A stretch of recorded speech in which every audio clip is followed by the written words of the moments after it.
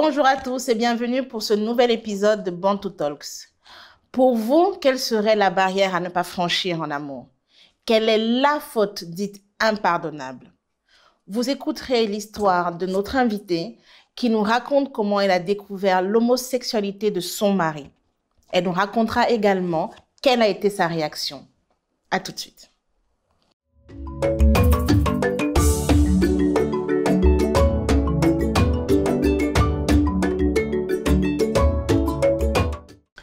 Bonjour Hortense. Bonjour Grâce. Merci d'être là, d'avoir accepté notre invitation. Je suis très curieuse d'entendre ton histoire en entier parce que je connais juste le titre et je ne sais pas, comme les autres aussi, je pense, se pose des questions parce qu'on se dit toujours que si je découvre que mon mari m'a même trompée, si je découvre que mon mari encore plus qu'il est gay, tout le monde se dit, en tout cas moi je m'en vais. Toi, tu dis, attendez de voir. Ouais. Raconte-moi, s'il te plaît. Ok, Grâce, déjà, merci de me donner l'opportunité d'être ici pour raconter mon histoire. Alors, moi, c'est Hortense, j'ai 38 ans, j'ai 2 enfants. Je suis l'aînée d'une famille de 4 enfants et issue d'une famille aisée. J'ai toujours été bercée par les histoires à l'eau de rose, les harlequins, les romans. Je croyais au prince charmant de ma tendre jeunesse. Alors, j'ai cru l'avoir rencontré en la personne de mon mari. Mon mari, je le rencontre comment? C'est après le bac, sur les bancs d'une école prestigieuse. Ses parents sont aisés, son papa est diplomate, sa maman une chirurgienne de renom. Il était très beau, élancé, beau teint, tout ce qui était beau à voir. Donc, tout le monde le poursuivait seulement. Tout le monde le poursuivait, tout le monde. C'était le chouchou des filles, le meilleur ami des garçons. Mais j'étais très loin de m'imaginer qu'il pouvait m'inviter à sortir. Et pourtant, c'est ce que j'attendais. Pourquoi il ne pouvait pas te regarder? Je le ressentais, je ne le voyais pas en fait. Donc, on partageait le même cercle d'amis. On s'entendait bien, comme des amis, mais je ne voyais pas ça. Pour toi, c'était comme ça, quoi. Oui. Il ne pouvait pas... Oui, pourtant, dans mon fond intérieur, j'attendais ça avec impatience. Et il ne faut pas se sous-estimer. On ne connaît pas le caillou qui tue l'oiseau. On ne sait pas ça. On ne sait pas. Donc, comme quoi, tu t'es sous-estimé, mais il t'a vu. Oui. Et puis, voilà, le fameux jour arrive. Il m'invite à prendre une glace. Donc, pendant un jour après les cours, nous sommes à la supérieure du campus. Et il me demande, il vient vers moi, il me dit, est-ce que je serai libre le week-end? À un moment donné, je suis étonnée que, dans mon cœur, en fait, il est venu vers moi. J'ai hésité avant de répondre oui, pourtant, je sais comment j'attendais ce moment-là. Mais on fait tout genre, non? Qui va se négliger? Même si tu as envie, tu fais d'abord genre, pour pas qu'ils comprennent que j'ai déjà tout cuite, quoi. Oui, ouais. Bien sûr. En fait, c'est ça. Bien sûr. Je voulais pas qu'ils sachent qu'on était là comme ça, il attendait ça. Oui. Donc, non, tout le monde se vante un peu. Voilà. Donc, j'ai dit oui. Et puis, on était déjà le vendredi, donc le week-end. Le samedi arrive, où on doit aller, on doit sortir. Manger la fameuse glace. Donc... La fameuse glace. D'accord. Nous sommes allés prendre la fameuse glace. On a pris du temps, on a fait connaissance, on a parlé et tout. Et alors, c'est comme tu imaginais? C'était même bien plus que ça, parce que je me disais que ça allait être un peu difficile, mais au contraire, tout s'est bien passé. Le contact était, je sais pas comment dire ça. Bah, ce que je comprends, c'est que le gars est beau, il est d'une famille aisée, il est intéressant. Tu es déjà in love. Oui. Et puis, toutes les filles le courent après, et puis moi, je me dis, bon. Donc voilà, il m'a invité, nous sommes allés prendre la fameuse glace. On a fait connaissance. Après, on s'est séparés, mais ça ne s'est pas arrêté là. On s'est revus une fois, on s'est revus 2 fois, de temps en temps. Et puis, la relation a véritablement débuté. Et les choses sont allées très vite. Très vite. Il me présentait à tout le monde. On sortait. Et 1 an et demi est passé. Il m'a fait une demande en mariage. Ah, au bout d'1 an et demi? Au bout d'1 an et demi. Donc, c'est allé très vite. Ok. Au bout d'1 an et demi, il m'a demandé un mariage. Et c'était le comble pour moi. C'est tout ce que tu voulais, ouais, tout ce que je voulais. Donc, avec l'accord de nos familles respectives, nos parents, tout s'est organisé. On a commencé avec le toqué-porte normalement, et puis la dot a suivi, et puis le mariage proprement dit, tout ça. Et nous sommes allés à notre lune de miel en Égypte. En Égypte, c'était super, c'était...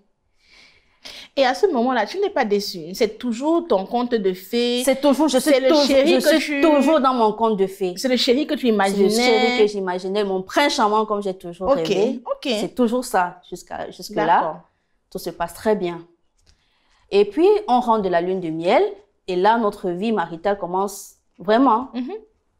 Parce qu'avant, vous ne viviez pas ensemble. Oui. D'accord. Vous avez vraiment fait les choses de manière traditionnelle. C'est quand vous êtes rentré de la lune de miel, maintenant que tu t'installes. On s'est installé. Oui. Et là, on a commencé vraiment à vivre... la vie commune. La vie commune. D'accord. Voilà. Et donc, sauf qu'au lycée, mon mari avait un meilleur ami. Il avait un meilleur ami avec qui il partageait beaucoup de choses. Ils faisaient tout, presque tout ensemble.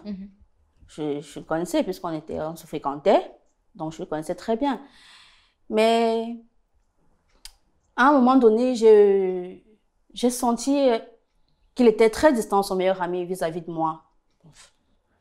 Il était très distant et je ne comprenais pas en fait pourquoi. Bon, jusque-là, je n'ai pas eu de tic. Je me dis, voilà, je viens entrer dans leur petite vie de couple. Je vais dire ça comme ça parce que tellement ils s'entendaient, partageaient beaucoup de choses ensemble. Donc, juste là, je ne vois rien de mal. Je dis, OK. Là, encore, ça passe. Après le mariage, après que nous soyons bien installés et tout, son ami venait de temps en temps à la maison. Il venait souvent papoter, traîner, regarder les matchs, comme tous les garçons. Oui, classique. Ouais, le classique. Mais jusqu'au moment, tout se passait bien jusqu'au moment où je suis tombée enceinte. Et là, un changement radical venant de son ami, son meilleur ami, vis-à-vis de moi. Déjà qu'avant ça, il était déjà très distant de moi, on n'était pas amis. Mais bon, je voyais qu'il faisait... Peut-être qu'il voulait seulement... Tu sais qu'on a coutume de dire qu'on ne mélange pas les amitiés. Tu es dans le couple. Tu choisis, soit tu es ami avec l'homme, soit tu es ami avec la femme. Et puis donc, enfin, je me dis, hein, comme tu les as trouvés, une relation depuis le lycée, bon... Peut-être que lui, il s'est dit que son ami, c'est son type. Donc, ça reste comme ça. Oui, justement, c'est comme ça que moi, je voyais la chose. Parce qu'on peut avoir un meilleur ami, qu'on prend comme son frère, avec qui on partage tout. On parle de tout et de rien. Donc, jusque-là, ça va. Mais quand je tombe enceinte, son meilleur ami il devient encore plus désagréable avec moi. Plus désagréable, agressif même à la limite. Je dis, ben là, ça commence à ticter dans ma tête. Je ne comprends pas. Je peux comprendre que voilà, je me suis immiscée dans leur vie. Mais à un moment donné, ça arrive. Il faut bien que chacun prenne sa route et chacun fonde sa famille et tout. Et tu en parles à ton chéri? Quand j'ai constaté le comportement de son ami, là, à ce moment-là, parce que ça devenait déjà quand même assez pénible déjà. Bon, qu'il soit distant avec moi au départ, j'acceptais. Mais là, désagréable et agressif vis-à-vis de moi, je comprenais pas. J'en ai parlé à mon mari. Et lui, tout ce qu'il a trouvé à me dire, c'est que non, il faut comprendre, ça va lui passer, c'est rien. Il a banalisé. Il a banalisé la chose. Donc, j'ai dit, ah, c'est son meilleur ami. S'il dit que ça va lui passer, c'est que ça va lui passer. Tu sais que parfois aussi, il peut faire comme ça. Par derrière, il va lui parler, l'embrouiller un peu pour lui dire, bon, encore une fois, j'imagine. Il y a des gens qui font ça, tu vois, ils ne vendent pas, entre guillemets, leurs amis, surtout les hommes, hein. Ils sont très solidaires. Ah ouais. Non, devant toi, ils te disent non, c'est rien. Et puis après, ils parlaient du regard, ouais, mais comme tu vois, machin. Donc. Ouais, je crois que c'est un peu comme ça que ça s'est passé entre eux. D'accord. Donc là, quand je dis à mon mari, voilà, comme ça, il me dit non, ça va lui passer et tout. Et puis, un jour, mon mari n'est pas là. Il était absent, son meilleur ami est venu à la maison.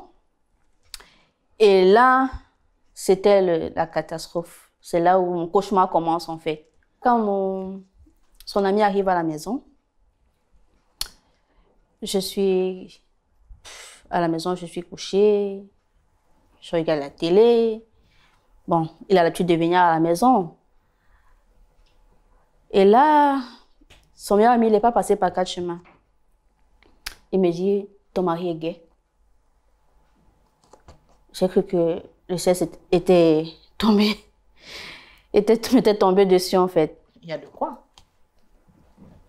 Mais, et là, il continue en me disant, c'est mon chéri depuis le lycée.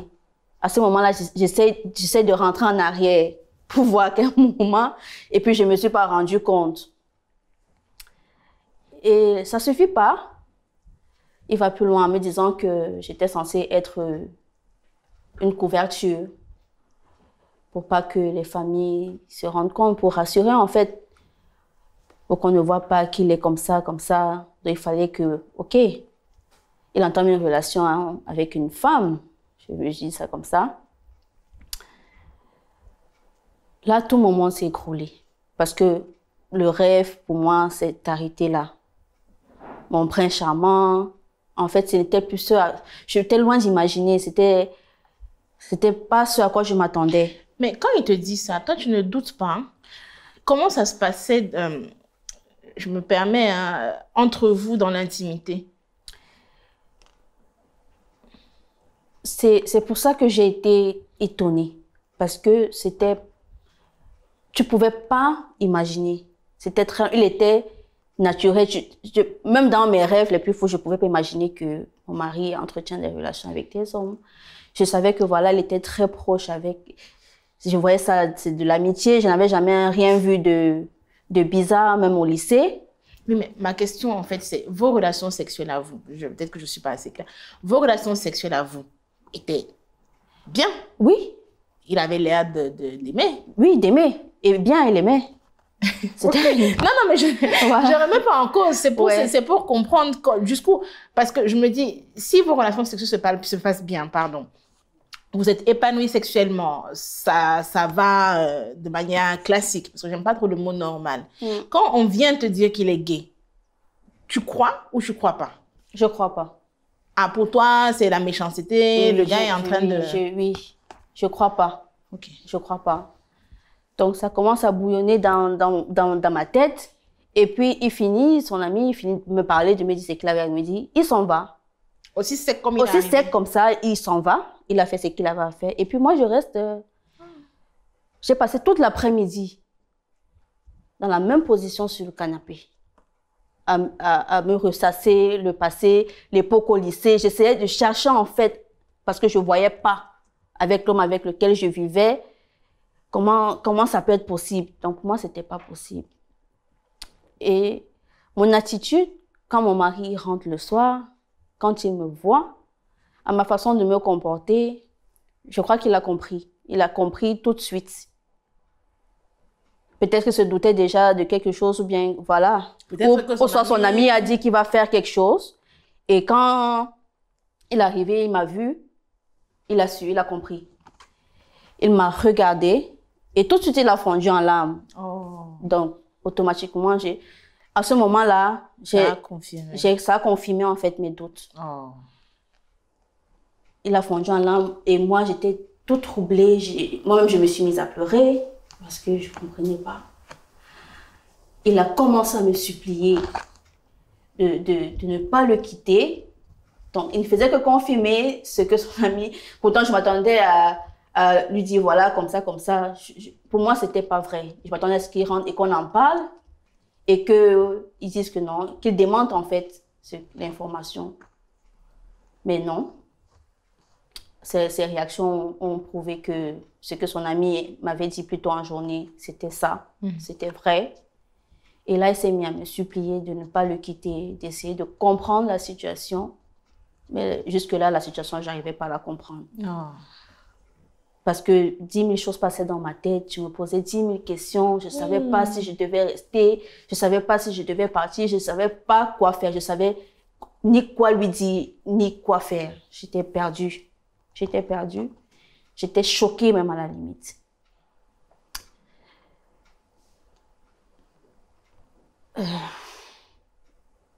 Et c'est vrai qu'à un moment, j'ai pensé à tout laisser tomber. Mais après, j'ai dit non, peut-être c'est pas la meilleure chose à faire, c'est pas la solution. Peut-être il faudrait juste que je prenne du recul, que j'essaye de voir, j'essaye de me remémorer ça. Donc, c'est ce que j'ai fait. Je lui ai dit, voilà, je vais prendre du recul, je vais partir un moment chez mes parents. J'étais enceinte. Je vais partir chez mes parents et pour quelques jours, histoire de... Tu voulais réfléchir un peu, quoi? Oui, de réfléchir, de digérer la nouvelle et tout. Mais à sa façon de me supplier, de parler, tu sentais que il m'aimait vraiment et il ne voulait pas que la relation s'arrête. Et c'est à ce moment-là que mon mari a découvert sa bisexualité parce que lui, dans sa jeunesse, je crois qu'il ne fonctionnait qu'avec les hommes jusqu'à ce qu'on se marie et qu'il se rende compte qu'il m'aime vraiment et qu'il était même fier en fait de devenir papa. D'accord. Oui, il était très fier de devenir père. Donc je sentais que lui-même quelque part, ça le faisait souffrir en fait. Donc je suis partie chez mes parents pendant quelques jours. Étant là-bas, tout le temps il appelait, il me suppliait de rentrer, qu'il avait besoin de moi. Mais à ce moment-là, est-ce que ton regard sur ton mari était différent? Est-ce que ça a complètement changé ta façon de le percevoir? Ou alors, je ne sais pas. J'avoue que sur le coup, ma perception de lui a changé. Mais je me suis très vite remise. J'ai essayé de me mettre à sa place. J'aimais mon mari, j'aime mon mari. Donc, je dis que je ne vais pas laisser quoi que ce soit se mettre en travers de notre relation. Donc, pendant que j'étais chez mes parents et qu'ils continuaient de me supplier, de me demander de rentrer, ils me couvraient de cadeaux. Un jour ne passait pas. Il essayait de se racheter. Je comprenais vraiment que il voulait vraiment qu'on soit ensemble. C'était pas du jeu, c'était pas... Il faisait pas semblant, quoi. Il faisait pas semblant du tout. Oui. Pas du tout. Alors, j'ai compris avec tous les efforts que mon mari faisait, les supplications, que il était vraiment... il était sérieux, en fait. Il ne voulait pas que ça s'arrête là. Donc, le moment de recul que j'ai pris aussi, puisque j'étais en famille, c'est vrai que j'ai pas exposé mon mari, j'ai pas exposé la situation que je vivais, puisque le prétexte que j'ai pris quand j'arrivais chez mes parents, c'était par rapport à la grossesse, il fallait que je me repose. Voilà. Et donc, à ce moment-là, croyez-le ou non, j'ai décidé de rester avec mon mari. J'ai décidé de rester avec mon mari. Pourquoi? Parce que j'aime mon mari. J'aime mon mari et je voudrais même dire que je l'aime même plus que mes enfants. C'est vrai? Ouais. Donc, à ce stade-là, je ne pouvais rien laisser se mettre en travers de cette relation. Et parce que j'ai senti que j'avais ce retour-là venant de lui, peu importe ce côté particulier qu'il avait, je sentais qu'il m'aimait et qu'il voulait vraiment être dans cette relation. Ok. Donc, le mariage et moi, tout ça, ça lui tenait vraiment à cœur. Il ne voulait pas laisser ça tomber pour rien au monde. Et il me l'a prouvé parce que il a rompu tous les liens avec son meilleur ami. C'est vrai? Oui. D'accord. Il a rompu tous ses liens avec son meilleur ami et notre mariage a continué à merveille. C'est comme s'il n'y avait rien eu. Tout est redevenu normal. Le prince charmant que tu as toujours connu. Oui. C'est donc... alors, je me suis dit que, voilà, c'est rien.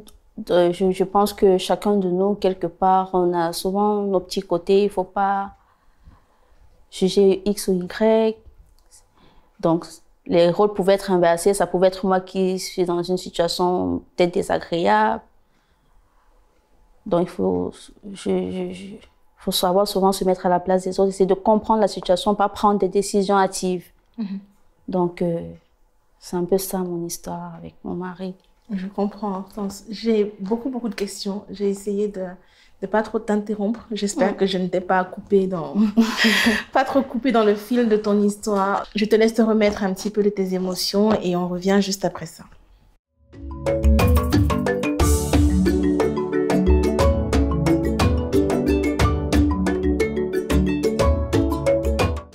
Nous sommes de retour pour les questions des téléspectateurs. Je vous rappelle que vous pouvez nous envoyer vos différentes questions via nos réseaux sociaux et le jour J, nous sélectionnons un petit condensé, donc des questions, et je les pose à notre invité. Est-ce que tu es prête? Oui, je suis prête. Ok, c'est parti. Nous avons Marilène du Gabon qui te demande: as-tu eu peur de la réaction de ton entourage si l'info fuite? Alors non. Non, parce que à partir du moment où j'ai décidé de rester dans la relation avec mon mari, ça veut dire que j'ai réfléchi, psychologiquement, moralement, je me suis préparée à ce genre de retour. Donc, si jamais l'information devait fuiter, je suis prête à assumer. D'accord. Je suis prête à assumer. Et je défends mon mari, quoi qu'il advienne. Et ton mari, est-ce qu'il est prêt à assumer? Parce que son ami t'avait dit qu'au départ, tu devais servir de couverture. Donc, c'est comme s'il a un peu honte, si je peux dire. Est-ce qu'il assumerait, tu penses, si l'info devenait publique? Je pense qu'il assumerait parce que si au moins il a mon soutien et qu'on fait ce combat ensemble, il pourrait l'assumer. Je pense que oui, mon mari assumerait. S'il sent que je suis à ses côtés pour lui tenir la main, oui, je pense. Il assumerait. Oui, il assumerait. D'accord. On a une question donc de Gilbert du Cameroun qui te demande: ton mari fréquente-t-il d'autres hommes ou d'autres femmes? En réalité, je pense que oui. Il fréquente d'autres hommes. Ah bon? Oui. Parce que on dit souvent, il y a un adage qui dit souvent, les mauvaises habitudes ont la peau dure. À la base, il est gay. Il ne fréquente que les hommes. Il découvre sa bisexualité dans notre mariage. Donc, je sais que parfois, il va voir d'autres hommes pour assouvir ses penchants. Mais quelque part aussi, je crois que avoir la suite après que son ami, son secret soit dévoilé, je pense qu'avec le temps, ça pourrait changer. Mais c'est encore tout chaud, donc ça ne peut pas partir comme ça du jour au lendemain. D'accord. Et j'accepte ça comme ça. D'accord. Je comprends. On a une question de Noémie de la Guyane qui te demande: combien d'enfants avez-vous et quel type de papa est-il? Alors, nous avons 2 enfants. Et pour vous dire vrai, c'est un papa adorable. Dans le sens que c'est même pas perceptible de savoir que papa est ci ou bien papa est ça. Il est tout amour pour ses enfants. En même temps, est-ce que la sexualité a un rapport avec l'éducation qu'on donne aux enfants? Je ne sais pas. Pour mon cas, je dirais que non. Il n'y en a pas. Il n'y en a pas. Ça n'a rien à voir. Donc, mais comment je vais dire ça? c'est nous qui éduquons nos enfants. Et c'est nous, les parents, qui savons quoi dire, quoi montrer aux enfants. Donc, je ne pense pas que la sexualité est quelque chose. Non, il n'y a strictement aucun rapport. Aucun rapport avec... Strictement aucun. On a une question donc de Kadiatou du Tchad qui te demande: ta belle famille connaît-elle le secret de ton mari?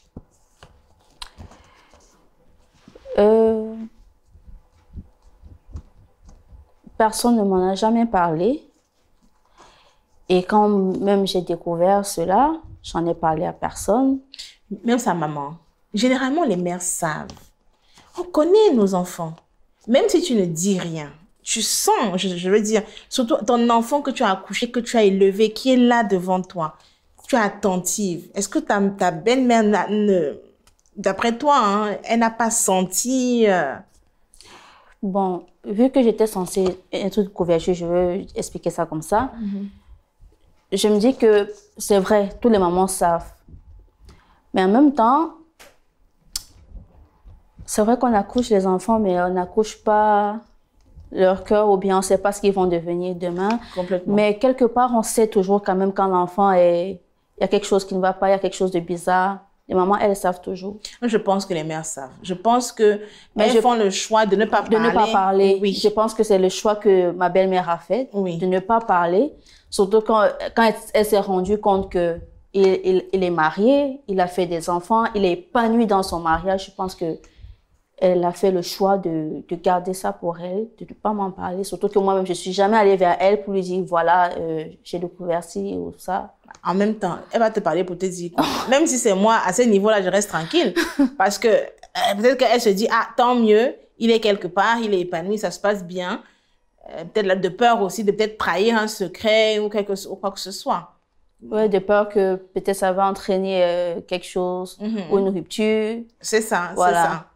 Sauf que nous, on avait... Bon, moi, j'avais déjà passé cette étape-là, j'avais déjà pris sur moi de l'assumer. En fait, j'ai fait le choix qui me rend heureuse. On ne fait pas des choix pour plaire à X ou à Y, on fait les choix pour nous-mêmes. C'est les choix qui nous arrangent. Donc, moi, mon choix, j'ai fait le choix qui me rend heureuse et que je peux assumer longtemps. Est-ce que tu peux comprendre que ce serait un choix, comment dirais-je, étonnant? Parce que, franchement, je n'ai jamais entendu une histoire comme celle-là, ou alors les gens ne se placent pas aussi pour venir dire que, comme voilà, mon mari est... Peut-être que c'est surtout ça. Mais est-ce que tu peux comprendre que c'est un choix qui peut surprendre? Oui, c'est un choix qui peut surprendre. C'est très étonnant. Moi-même, je ne me voyais pas avoir la capacité de pouvoir gérer ce genre de situation. Mais étant déjà là, je fais avec. Parce que l'amour que j'ai pour mon mari, l'amour que j'ai pour mes enfants, pour la famille qu'on est en train de fonder, elle va encore grandir. J'ai choisi d'accepter ça et de vivre avec. Est-ce que le fait de savoir que ton mari, justement, va vers d'autres hommes, est-ce que toi, tu t'es autorisée à en faire de même si tu en avais envie ou pas? Honnêtement, non, ça ne m'a pas traversé l'esprit. C'est vrai? Ouais.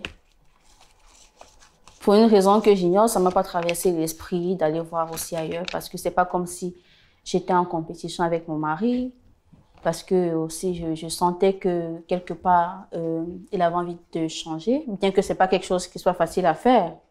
Mais je voyais quand même les efforts qu'il fournissait parce qu'il rentrait toujours à la maison. Il n'avait pas changé d'attitude vis-à-vis de moi, ni vis-à-vis des enfants. C'était toujours le même homme qui était aimant, adorable avec tout le monde. Et est-ce que tu l'imagines? Je sais pas, moi, est-ce que tu l'imagines quand peut-être il va fréquenter les autres ou pour toi, en fait, ça ne change rien? C'est que ce soit un homme ou une femme, ça reste quelqu'un de l'extérieur et c'est extérieur à ton foyer. En fait, c'est plus facile de voir les choses sous cet angle-là parce que si je veux trop réfléchir ou bien chaque fois revenir à penser sur ça, ça veut dire que en fait, je suis pas passée dessus. Oui. Or, il faut avancer. Oui. Moi, je vais avancer.